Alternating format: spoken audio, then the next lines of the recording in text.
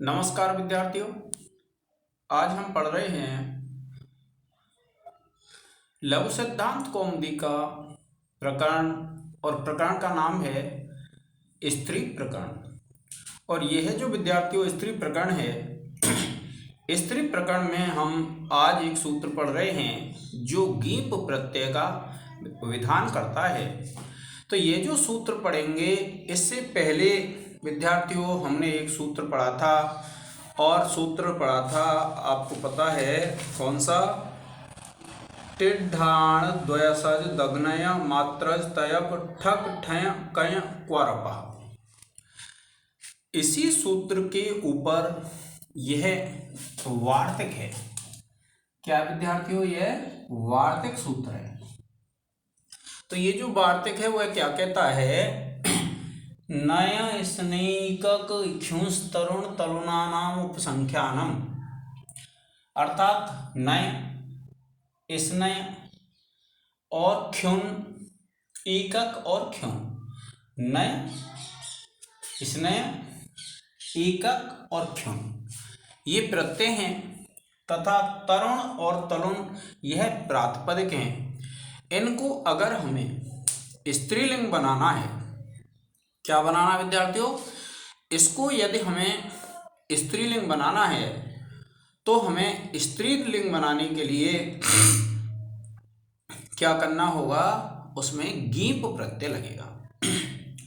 क्या कहा उसने कि एक तो नया प्रत्यय है जिसके भी अंत में लगा हो, उस पद को यदि हमें स्त्रीलिंग बनाना है तो गीप प्रत्यय लगेगा। स्नेह प्रत्यय जिसके भी पीछे लगा हो, उसको अगर हमें स्त्रीलिंग बनाना है तो उसमें गीप प्रत्यय लगेगा। अगर एकक प्रत्यय किसी भी शब्द पद में लगा है तो उसको अगर हमें स्त्रीलिंग बनाना है तो उसमें गीप प्रत्यय लगेगा। और क्षुण प्रत्यय अगर किसी के अंत में लगा है तो उसको अगर स्त्रीलिंग बनाना है तो कौन सा प्रत्यय लगेगा? गीप प्रत्यय लगेगा। इसके बाद दो प्रातिपदिक हैं, तरुण और तरुण। अर्थात तरुण शब्द को अगर स्त्रीलिंग बनाएंगे तो उससे भी गीप लगेगा, और तरुण को लगाएंगे तो भी उसमें गीप लगेगा। देखिए, जैसे एक स्त्री शब्द होता है, स्त्री शब्द से यदि हम नया प्रत्यय लगा देते हैं तो ये क्या है? हमारा शब्द बन जाता है स्त्रैण। कौन सा शब्द बन जाएगा? स्त्रैण। जब ये स्त्रैण, क्योंकि आपको पता है नया प्रत्ययांत है, क्योंकि इसमें नया प्रत्ययांत में लगा है, तब यह स्त्रैण बना। तो जब इसको स्त्रीलिंग बनाएंगे तो हम इस स्त्रैण में लगाएंगे गीप। ठीक है। ऐसे ही पुंस शब्द होता है विद्यार्थियों। पुंस शब्द से अगर हम इसने प्रत्यय लगाते हैं तो ये बन जाता है पौंस्न। अब पौंस्न बन जाएगा, इसको अगर स्त्रीलिंग लगाएंगे तो ये बन जाएगा आपका गीप लग के पौंस्नी बन जाएगा।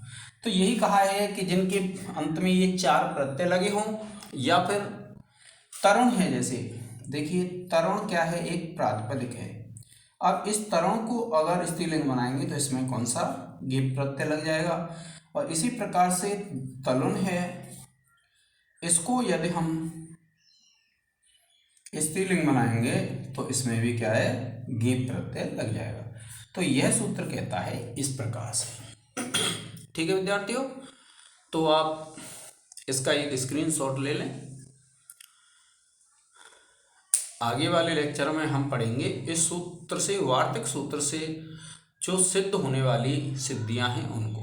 तो आज के इस लेक्चर में इतना ही। जय हिंद, जय भारत।